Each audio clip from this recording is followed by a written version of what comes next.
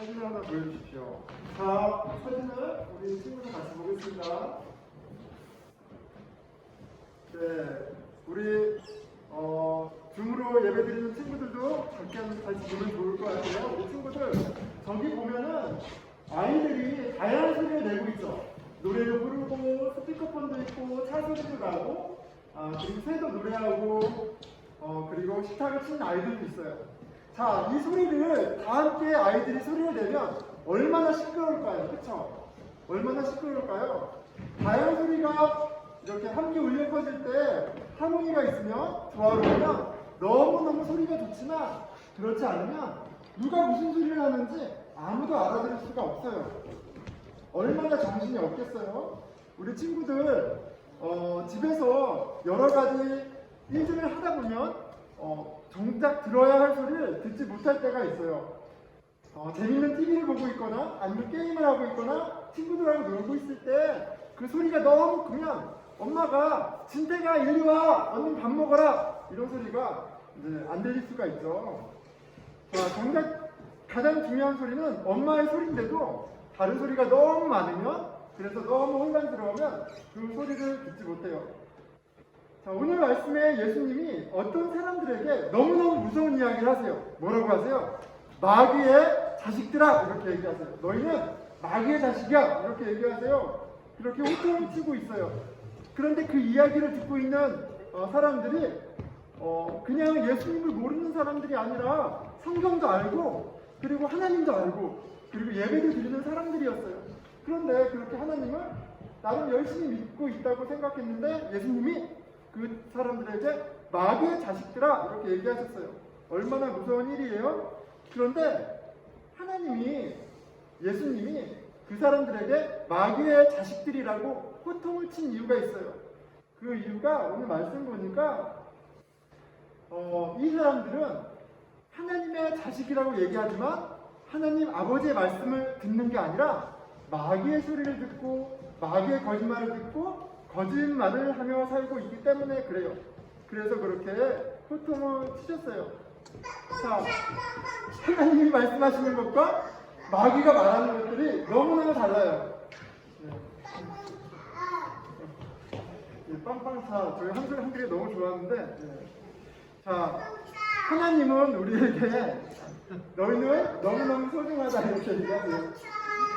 그런데 사단이 뭐라고 얘기하냐면 무언가를 더 가져야 되고 무언가를 할 수 있어야지 소중하다고 이야기해요.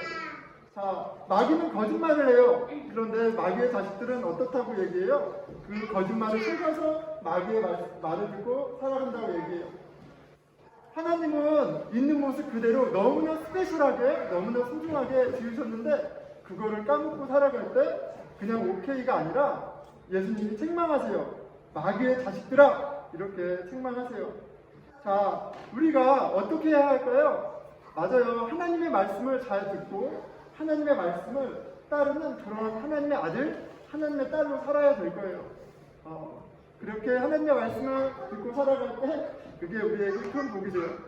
자, 목사님, 그런데 세상에서 하는 말과 하나님의 말씀이 잘 구분이 되지 않아요. 이렇게 얘기할 수 있어요. 그래서 우리에게 세 가지를 주셨어요. 우리 한번 다시 반복해 보겠습니다. 첫째, 하나님의 말씀. 네.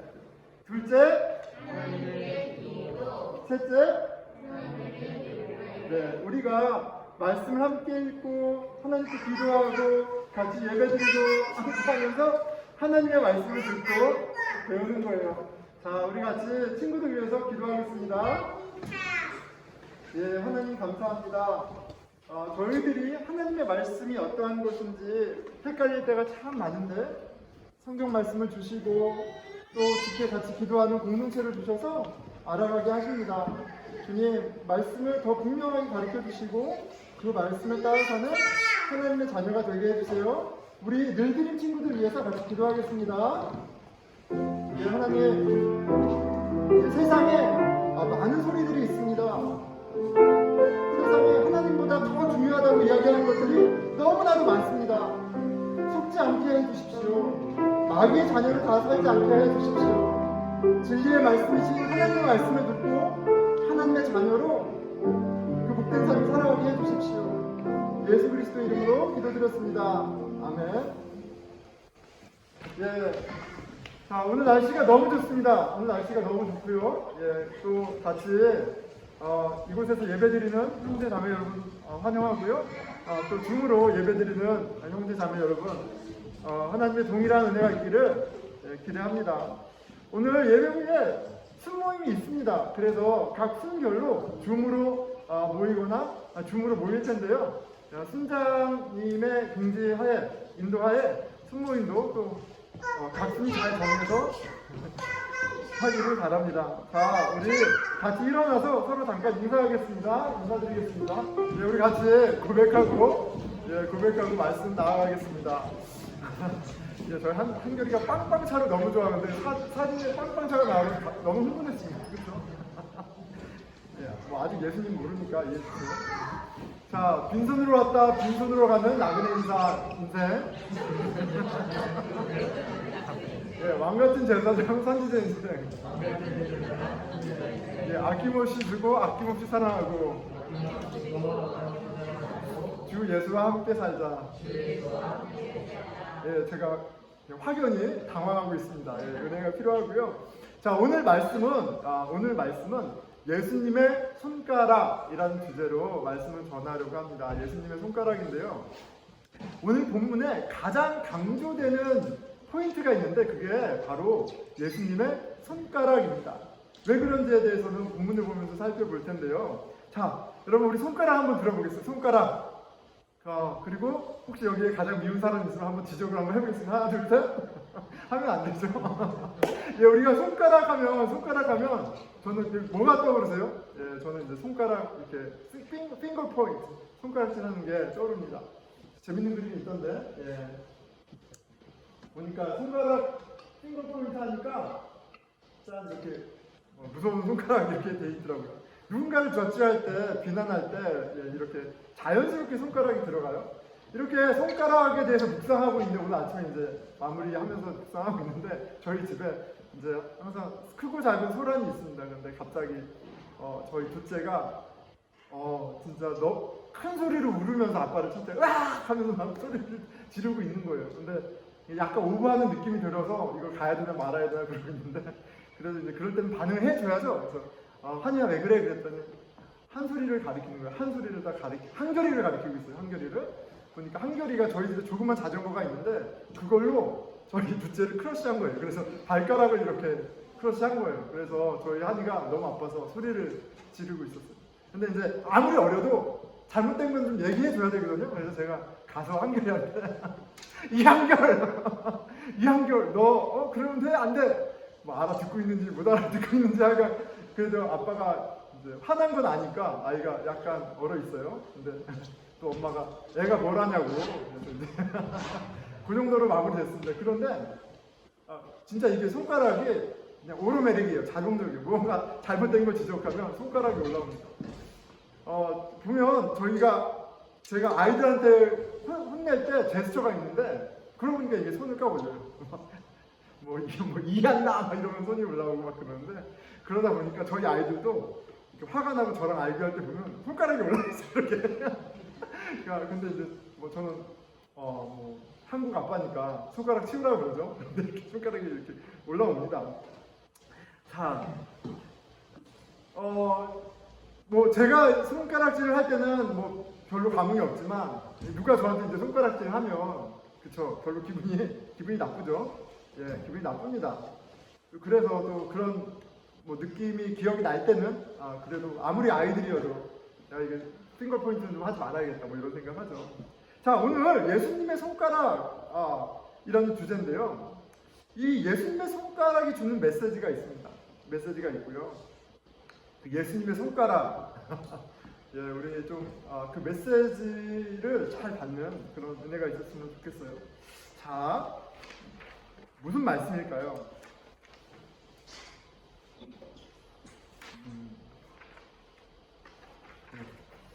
자, 본문의 배경부터 볼게요. 본문의 배경 보면 이제 유대인의 절기가 끝났습니다. 그런데 여전히 예루살렘 성전은 열기가 아직 남아 있었겠죠. 예수님은 다른 곳 가시지 않고 성전에 계속 가셔서 가르치세요. 그런데 무엇을 가르치셨을까? 우리가 7절 통해서 보면 다른 게 아니죠. 당신이 누구신지, 당신이 누구신지에 대해서 가르쳐 주시고 하나님 나라에 대해서 가르쳐 주고 계세요. 자, 2절입니다. 아침에 예수님이죠. 다시 성전으로 들어가시니 백성이 다 나아오는지라 앉으사 그들을 가르치시더니 사람들이 모여듭니다. 예수님이 하신 기적도 있고요. 예수님이 말씀 가운데 있는 어서리티, 권위도 있고요. 그들이 알고자 하는 것에 대한 그 하나님 나라에 대한 비밀이니까 사람들이 모여들죠. 귀를 쫑긋해서 듣고 있습니다. 자, 그런데 이런 상황이 불편한 사람들이 있어요. 바로 종교 지도자들이에요. 종교 지도자들입니다. 바리새인들과 서기관들 딱 이렇게 콕 집어서 이야기하고 있어요. 자, 바리새인들은 누굽니까? 목사처럼 말씀을 가르치고 또 말씀대로 살도록 가이드하는 공동체의 리더죠. 자, 그럼 서기관들은 누구예요? 서기관들은 성경을 연구하는 사람들이에요. 그러니까 신학교 교수, 학자 이렇게 되겠죠. 뭐 바리새인이 되었던 서기관이 되었던 종교 전문가입니다. 누구보다도 하나님의 뜻에 관해서는 진짜 줄줄줄줄 나오는 사람들이에요. 자, 그런데 굉장히 아이러니하게도 하나님이신 예수님이 나타났을 때 가장 잘 알아봐야 될 바리새인과 서기관들이 그렇지 않단 말이죠. 못 알아볼 뿐만이 아니라 어떻게 해요? 예수님이 불편해요. 근데 불편함을 넘어서 어때요? 없애버려야겠다. 이런 마음을 먹습니다. 참 당황스럽죠. 어떻게 그럴 수 있나? 그런데 또 한편으로는 그 바리새인과 서기관들의 입장에서는 또 그럴 수도 있겠구나 하는 면이 있습니다. 다 입장이 있으니까요. 자, 예수님은 그들이 굉장히 중요하게 여기던 권위를 도전했어요. 권위를 흔들었습니다. 위협했어요. 자, 그들이 붙잡고 있던, 그들이 굉장히 중요하게 여기던 그 권위가 무엇이었습니까? 율법이죠. 모세의 율법이에요. 우리로 치자면 바로 성경입니다. 자, 그러니까 이 사람들은 성경을 행위와 신앙의 유일한 어서리티, 법칙으로 삼는 사람들이에요. 자, 그런데 쓰면서 흠칫했어요. 왜냐면 저희 장로교가 12가지 크리드가 있어요. 12가지 신앙 고백이 있습니다. 근데 그 첫 번째 신앙 고백이 뭐냐면 신약과 구약을 모든 행위와 신앙의 기준으로 삼는다. 이게 우리 바로 신앙 고백의 첫 번째입니다. 그러니까 이 사람들이 갖고 있었던 어떤 신앙의 기준, 열심히 잘못된 게, 우리 기준으로 봐도 잘못된 게 하나도 아니었어요. 자, 성경을 유일한 삶의 기준으로 삼았습니다. 그렇기 때문에 이들이 안식일을 지키는 게 너무너무 중요했죠. 안식일에 사람을 고치는 이 노동을 하는 예수님을 도무 견딜 수가 없었어요. 그래서 예수님께서 하나님이 왜 안식일을 주셨는지에 대해서 설명을 해주세요. 그런데 안타깝게도 이해하지 못합니다. 자, 그런데 하나님이신 예수님이 직접 안식일에 대해서 설명해 주는데 이들이 못 알아듣는단 말이에요.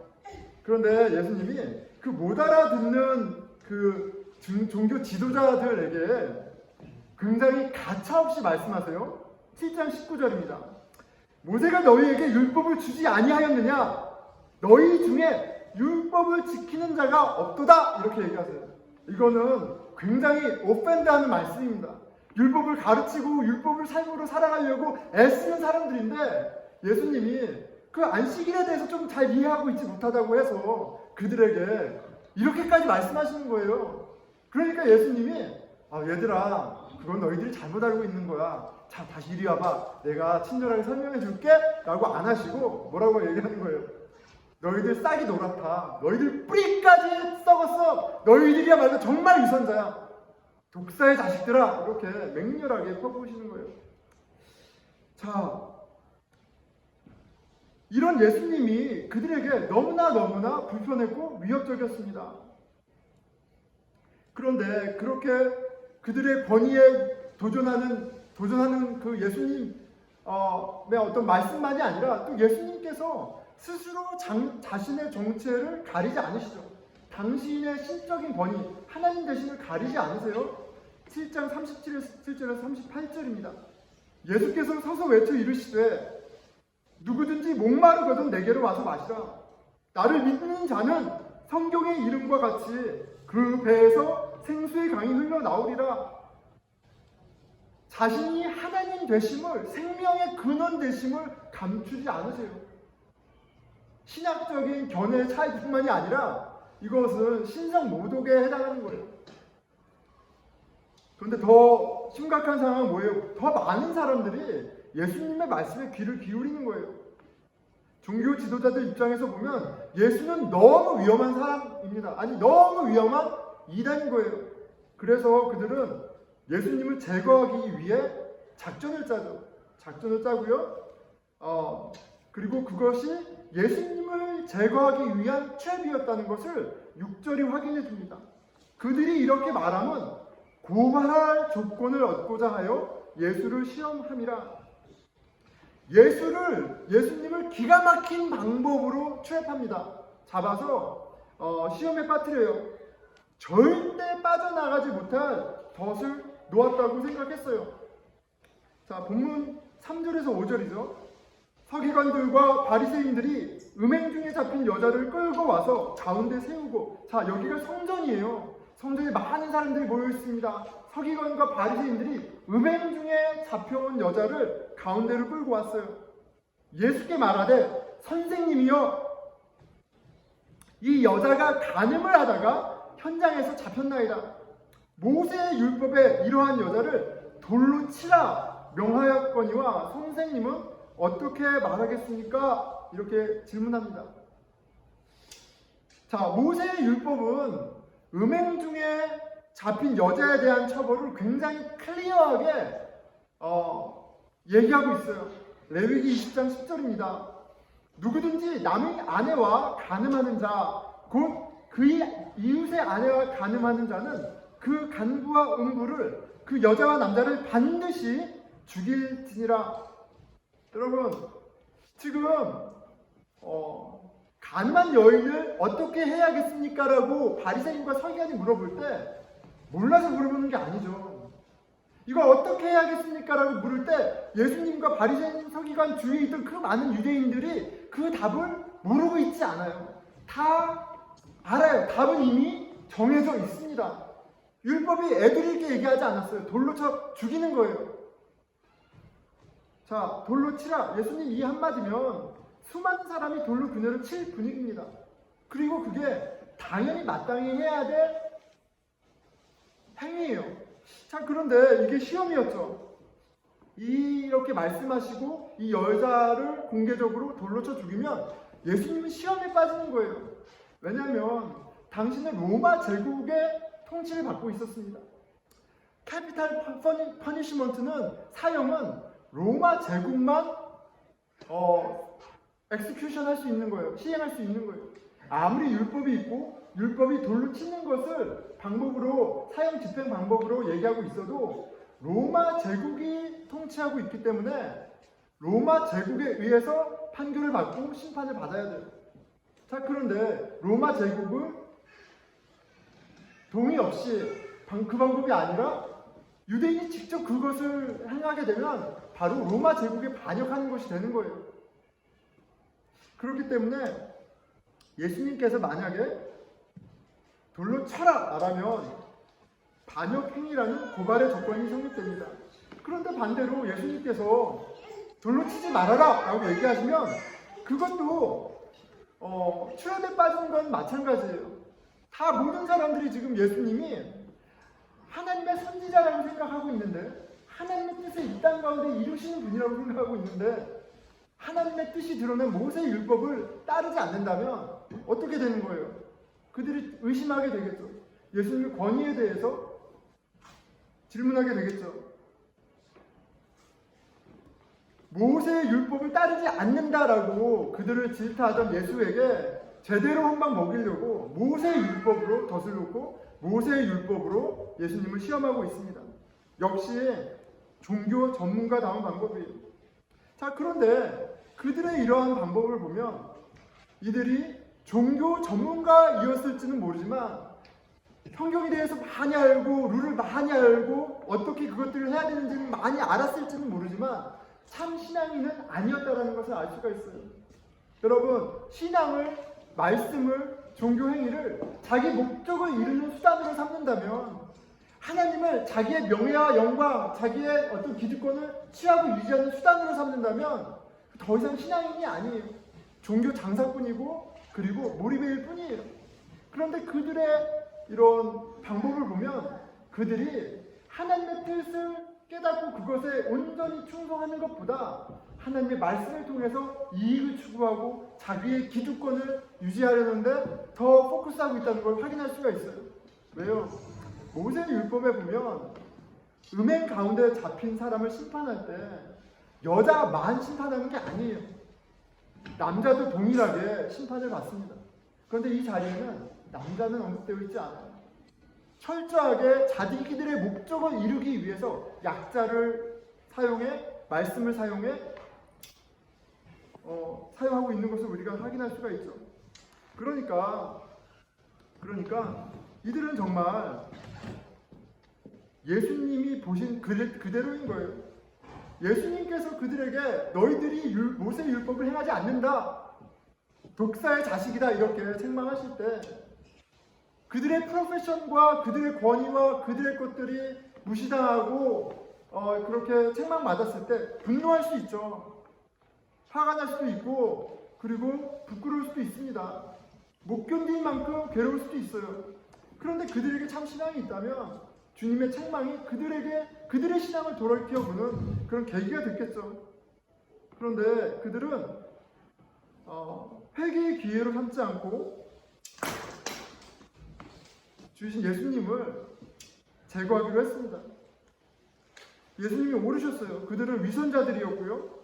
진리이신 예수님은 기가 막히게도 그 위선자의 모습을 그 시험 가운데 드러내십니다. 이 시험을 그들의 위선을 드러내는 데 사용하세요. 그런데 그 바리새인과 서기관들만의 위선을 드러내시는 것이 아니라 예수님은 지금 성전에 모여 아무런 의심 없이 행음하는 여인에게 손가락질하고 있는 그 모든 무리들의 위선까지 함께 드러내세요. 지금 모든 사람들이 예수님을 지켜보고 있잖아요. 다 예수님이 뭐라고 말씀하시는지 그 입술을 지켜보고 있습니다. 모세의 율법을 따를 것이라고 확신하면서 지켜보고 있을 거예요. 다른 말을 할 말이 없잖아요. 거기 있는 모든 무리가 저 여자는 돌로 쳐 맞아 죽어도 마땅하다라고 생각하고 있어요. 한마디면 같이 돌로 칠 기세입니다. 그런데 전혀 뜻밖의 액션을 취하시는 거예요. 전혀 뜻밖의 액션이에요. 6절이죠. 예수께서 몸을 굽히사 손가락으로 땅을 쓰시니, 몸을 굽히셔서 땅에다 손가락으로 무언가를 쓰세요. 자, 여러분, 도대체 무엇을 쓰신 걸까요? 땅에 무엇을 쓰셨을까요? 자세한 내용은 알 수가 없습니다. 그런데 본문의 구조를 통해서 예수님이 땅에 쓰신 내용의 핵심 주제가 뭐였는지를 우리가 알 수 있어요. 주님께서 손가락을 땅에 쓰셨다라는 말씀이 6절만이 아니라 8절에 같이 언급되고 있어요. 똑같은 문장이나 띠이 이렇게 반복되는 것을 인클루지오, 샌드위치라고 해요. 샌드위치 구조라고 그래요. 자, 샌드위치가 있잖아요. 샌드위치. 자, 샌드위치의 퀄리티를 결정하는 건 뭡니까? 빵을 좋아하는 분들은 빵이라고 얘기하지만 대부분의 분들은 샌드위치 안에 뭐가 있느냐가 중요하잖아요. 그러니까 이 인클루지오라는 것은 뭐냐면 빵같이 샌드위치같이 가운데 중요한 핵심을 다루고 있다는 걸 문학적 구조로 보여주는 거예요. 예수께서 허리를 굽히셔서 손가락으로 무엇을 쓰셨다라는 게 6절과 8절에 언급되고 있다는 건 7절에 그 띠이 주제가 무엇인지를 구조적으로 보여주고 있어요. 자, 뭐라고 말씀하셨나요? 7절에 너희 중에 죄가 없는 자가 먼저 돌로 치라 하시고, 너희 중에 죄가 없는 자가 먼저 돌로 치라 이렇게 말씀하세요. 글로 쓰고 있는 와중에 서서 이 말씀 한 말씀 하시고 다시 글로 쓰고 계세요. 근데 그 쓴 내용이 바로 주제가 너희 중에 죄가 없는 자가 먼저 돌로 치라는 말씀이에요. 근데 이 말씀에는 두 가지의 메시지가 있죠. 첫째, 너희들 모두 죄인이야. 둘째, 너희들에게 다른 사람을 심판할 자격이 없어. 이 말씀이에요. 이 두 가지입니다. 자, 예수님이 이 사실을 너희들이 모두 죄인이야. 너희들이 누구의 죄를 지적할 자격이 없는 거야 라는 것을 설명하실 때 손가락으로 땅에 글을 쓰세요. 자, 그런데 이렇게 가르쳐 주시는 방법이 예수님의 손가락으로 쓰시는 이 방법이 성경에 보면은 우리가 하나님의 손가락이 등장하는 부분이 있어요. 그리고 하나님의 손가락이 등장하는 부분을 통해서 그 의미를 좀 확인해 볼 수 있습니다. 자, 하나님의 손가락이 등장할 때 보면은 성경에는 하나님의 권능이, 하나님의 파워가 드러날 때요. 그리고 하나님의 뜻이 리비얼 될 때, 계시될 때 하나님의 손가락이라는 표현이 언급이 됩니다. 하나님의 권능이 생생하게 드러나는 사건 중에 하나가 출애굽기 10가지 재앙의 사건이죠. 그때 모세의 매지션들, 요술 매지션들과 매지션들이 모세를 통해서 하나님이 하시는 그 재앙과 초반에 막 컴핏 경쟁합니다. 근데 세 번째 보면 하나님께서 모세를 통해서 먼지를 이로 만드세요. 그리고 그 매지션들이 그것을 똑같이 하려다 실패하고 이렇게 얘기합니다. 이것은 하나님이 하시는 일이다. 이렇게 얘기해요. 하나님의 권능이다. 이렇게 해요. 그런데 그 하나님의 권능이다 라고 번역된 그 번역이 히브리 말로는 이것은 the finger of God 이렇게 되어 있어요. 하나님의 손가락이다. 이렇게 직역할 수가 있습니다. 그러니까 하나님의 능력이 드러날 때 하나님의 손가락이 언급이 됩니다. 자, 그리고 출애굽기 31장 18절이에요. 예수께서 시내산에 위에서 모세에게 이르시기를 마치신 때에 증거판 둘을 모세에게 주시니 이는 돌판이요. 어떤 장면입니까? 모세의 율법 10계명을 지금 모세가 하나님으로부터 10계명을 받는 장면이에요. 근데 이렇게 되어 있습니다. 하나님이 손가락으로 쓰신 것이더라. 이렇게 되어 있어요. 율법은 하나님의 뜻이 명확하게 드러난 사건이에요. 근데 하나님이 어떻게 그것을 리비를 계시하셨어요? 하나님의 손가락으로 하셨어요. 지금 모세의 율법을 주신 그 하나님 주의 손가락이 땅에 무엇을 하고 있습니까? 7절이에요. 너희 중에 죄 없는 자가 먼저 돌로 치라. 죄를 드러내고 계세요. 자, 그런데 율법의 목적은요, 하나님이 기뻐하시는 의로운 삶의 기준을 가르쳐줌과 동시에 그 기준을 통해 우리의 불의를, 죄를 드러나게 하는 게 모세의 율법의 목적이에요. 그렇기 때문에 지금 하나님이신 당신이 손가락으로 땅에 글을 쓰실 때 그 쓴 내용의 주제가 모세의 율법과 같은 맥락인 거예요. 죄를 드러내시는데 지금 예수님이 일하고 계신 거예요. 주의 손가락이 딱딱하여진 사람들의 마음을 후벼팝니다. 죄를 들추시고 부끄럽게 하시죠. 자, 9절. 그들이 이 말씀을 듣고 양심의 가책을 느껴 어른으로 시작하여 젊은이까지 하나씩 나가고 오직 예수와 그 가운데 섰는 여자만 남았더라. 여러분, 왜 다들 자리를 떠났습니까? 양심의 가책을 느껴서 떠났대요. 무뎌져 있던, 딱딱해져 있던 마음이 예수님의 손가락이 찌르자 아파온 거예요. 왜 나이가 많은 사람으로부터 어린 사람으로 떠나기 시작했습니까?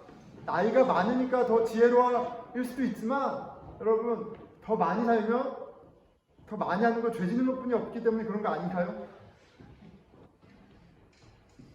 10절. 예수께서 일어나서 여자 외에 아무도 없는 것을 보시고 이르시되 여자여, 너를 고발하던 그들이 어디 있느냐?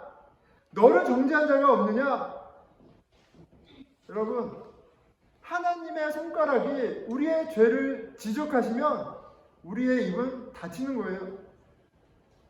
누가 누구를 정죄합니까? 11절. 대답하되 주여, 여인이 얘기하는 거죠. 예수께서 이르시되 대답하여 주여 없나이다. 예수께서 이르시되 나도 너를 정죄하지 아니하노니 가서 다시는 죄를 범하지 말라 하시니. 여러분, 이 자리, 이 성전 안에 이 많은 무리들, 바리새인들과 서기관들, 이 많은 무리들 가운데 이 여인을 정죄할 수 있는 분은 예수님 한 분뿐이 안 계신 거예요. 그런데 그 예수님께서 여인을 정죄하지 아니하시고 용서해 주세요. 그리고 이 용서의 목적에 대해서도 분명하게 얘기해 주십니다. 은혜 가운데 하나님이 기뻐하시는 삶을 살라고 말씀하고 계세요. 말씀을 맺겠습니다. 여러분, 예수님의 손가락은 우리의 죄를 지적하십니다. 우리의 마음의 죄를 들추세요. 그렇기에 예수님을 제대로 만난 사람, 깊게 만난 사람은 특징이 있습니다. 죄의 깨달음이에요. 자신의 더러움을 깨닫는 거예요. 아, 내가 가장 더럽구나. 그렇게 다른 사람의 허물을 함부로 지적할 수 없는 거예요.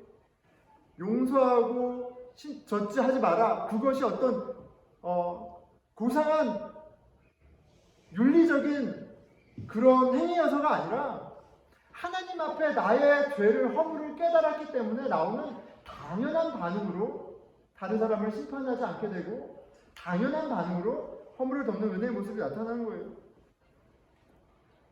자, 하나님 앞에 가장 더러운 것이 죄가 무엇일까? 하나님보다 높은 마음입니다. 교만이에요. 그래서 교만을 영적인 암이라고 이야기합니다. 예수님이 직접 당신의 손가락으로 교만이라는 영적 암덩이를 드러내세요. 마치 의사가 수술을 할 때 그의 손으로 정교하게 수술을 집도하는 것처럼 그의 손가락이 우리의 암을 집어냅니다. 이 영적인 수술, 회심을 경험하면 다른 사람을 정죄하던 목소리가 조용해져요. 아, 내가 가장 큰 병자였구나. 하나님을 찬양하며 기뻐하는 목소리가 커집니다. 나 같은 사람도 치료해 주시는구나. 자, 그런데 예수님께서 우리를 어떻게 치료해 주시는가 가만히 생각해 보게 돼요. 우리의 죄를 대신해서 십자가에 못 박혀 죽으셨어요. 자, 그런데 예수님의 손가락을 생각하면서 주님의 구속하심을 묵상하니까 기가 막히는 생각이, 그림이 떠오릅니다. 예수님께서 십자가에 못 박히셨는데 그 두 손이 그 심판의 그 정죄의 나무에 매달리셨는데, 그래서 그 매달린 자리에 못 박히셔서 그 손가락에 지금 피가 흐르고 있는데 그 손가락이 다른 손가락이 아니라 하나님의 손가락이라는 얘기예요. 다른 손가락이 아니라 하나님의 권능이요 하나님의 진리의 손가락이라는 거예요. 그 손가락은 오히려 우리를 심판하고 우리에게 심판을 베푸는 권능의 손이에요. 그런데 주님께서 그 손을 십자가에 못 박으셨어요. 왜요? 우리가 받아야 돼. 우리가 정죄받아야 할 그 정죄를, 우리가 돌에 맞아야 할 그 심판을 주님께서 대신 받으셨기 때문입니다. 주님의 손가락에 흐르는 당신의 피가 우리의 죄를 깨끗하게 하신 거예요. 우리의 죄를 씻으시고 우리의 마음을 치유하시는 겁니다. 예수님의 손가락, 그 십자가에 피 흘리신 예수님의 손가락이 우리 마음 가운데 선명하게 비칠 때 우리가 받은 은혜가 너무너무 큰 것이고 우리가 어떠한 마음으로 살아야 할지 너무너무 분명해지지 않겠습니까? 우리의 기준으로 봤을 때 부족한 사람들이 있죠. 못마땅한 사람들이 있을 수 있습니다. 그런데 우리가 받은 주님의 은혜를 생각할 때 우리가 어떤 마음으로 그들을 대해야겠습니까? 우리가 어떤 공동체로 함께 해야 되겠습니까? 우리 같이 기도하겠습니다.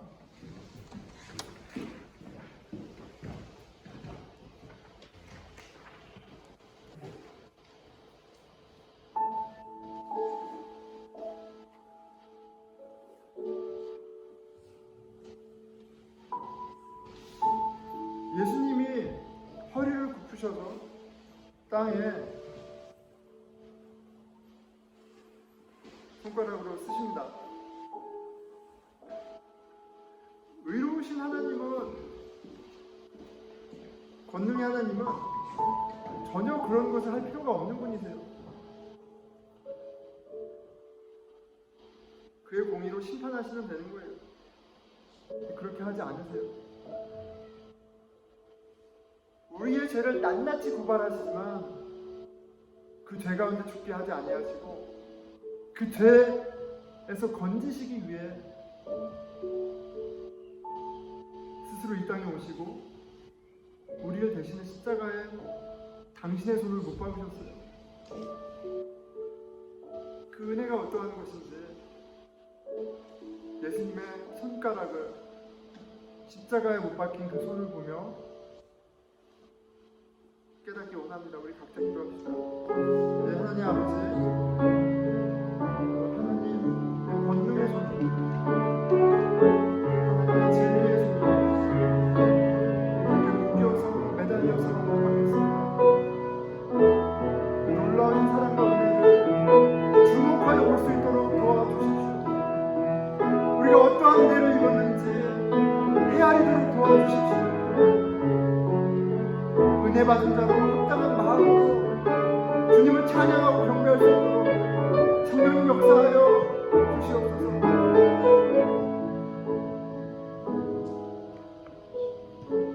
네, 우리 공동체를 위해서 기도하겠습니다. 불의한 것, 악한 것 정죄받아 마땅합니다. 하지만 주님께서 우리의 죄를 대신해 십자가에 피 흘리셨어요. 죄가 문제되지 않는 것이 아니라 우리에게 주의 은혜가 있다는 게 중요합니다.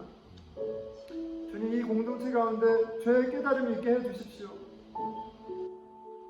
죄의 고백이 있되 죄를 가볍게 여기지 않게 해주시고 우리가 해결할 수 없는 죄를 덮으신 주의 은혜를 그 주의 은혜로 예배하고 서로 용납하고 함께하는 공동체 되게 해주십시오. 우리 가운데 예수 그리스도의 십자가만이 드러나는 신비가 있게 해주십시오. 우리 같이 기도하겠습니다. 예, 하나님 아버지, 저희들 가운데 주의 손이 보이게 해주십시오. 저희의 죄를 기억내시고 저희를 책망하시고 아버지 저희를 부끄럽게 하시는 주의 은혜가 있게 해주십시오. 아버지 무엇보다도 저희들은 대신해서 피를 쏟으시고 저희를 대신해서 십자가에 못 박히시고 저희를 위해 쏟으신 그 은혜를 깨닫는 공동체가 되게 하여 주시옵소서. 우리 가운데 자랑도 우리 가운데 영광도 우리 가운데 감사도 예수 그리스도로 될 수 있도록 성령님 도와 주시옵소서. 우리 다 함께 일어나